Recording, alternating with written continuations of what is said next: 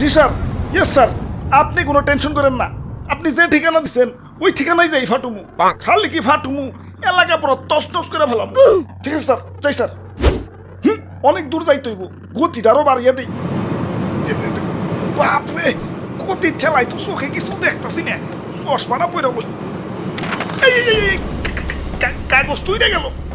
High high, যে লোকেশনে যে আমার ফুটন লাগবো ওই ঠিকানাটা তো কাগজে লেখা ছিল। লোকেশনটা তো মুখস্থ করি নাই। কাম সারছে, কি করি এখন তো ব্যাগ গিয়েও দিয়া পারো না। আমার তো কোনো না কোনো জায়গায় যে ফুটনই লাগবো। কি করি কই পুরি। ওই তো সবুজ শ্যামল একটা দেশ দেখা যাইতেছে।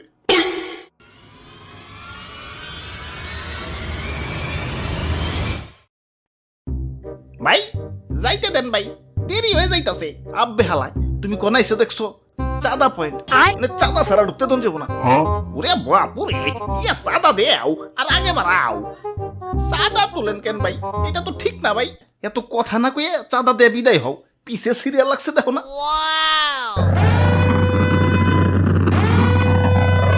আরে আরে খারাও, তো তাড়াহুড়া গেলা। ওই আমার পতাট কেউ না, আমার একটু সামনে গিয়া ফুটতে হইব। কিন্তু সামনে যাইতে হইলে যে চাঁদা দেওয়া লাগবো। এই চাঁদা হবাই চাঁদা, এই রাস্তাতে যেই যাইব তারই চাঁদা দিতে হইব। দেন আপনার চাঁদা দাদা 150 টাকা। 150 টাকা? এই আমার কাছে কোনো টাকা নাই। টেকা না থাকলে তো যাইতে দেন যাবো না।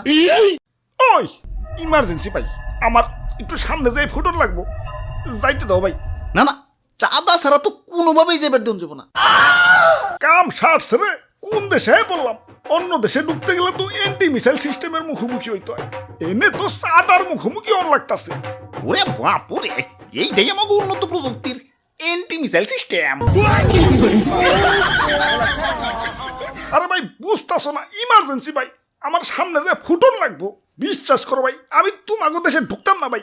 খালি যে টার্গেটে যে আমার ফুটন লাগবো ওই ঠিকানাটাই হারিয়ে ফেলাইছে। এখন এটাই আমার জীবন, লঞ্চ করার পর আমার ফুটনই লাগবো, যাইতে দাও ভাই। যাও, না করছে কেরা? চাঁদা দিয়ে জেনে মনে হয় হেনে যায় ফুটোগা। খালি শপিং মলটা বাদ দিয়ে, কারণ বাঙালি 99% এখন শপিং মলেই। ওরে বাপুরে, ইয়া চাঁদা দেও আর আগে বাড়াও।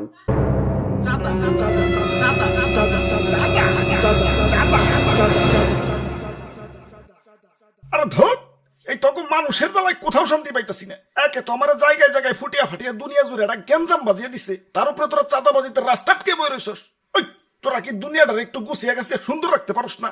দুনিয়াটা তো তগই নাকি, তোরাই তো থাকুস, একটু মিলামিশা থাকুন যায় না? লোভ, হিংসা, ক্রোধ, ক্ষমতা তখন তো দিন দিন অমানুষ বানিয়ে দিতাছে। আরে আমার ভাবতেও অবাক লাগে, এই মানুষ আমারে বানাইছে ওগো নিজে কই ধ্বংস করার জন্য।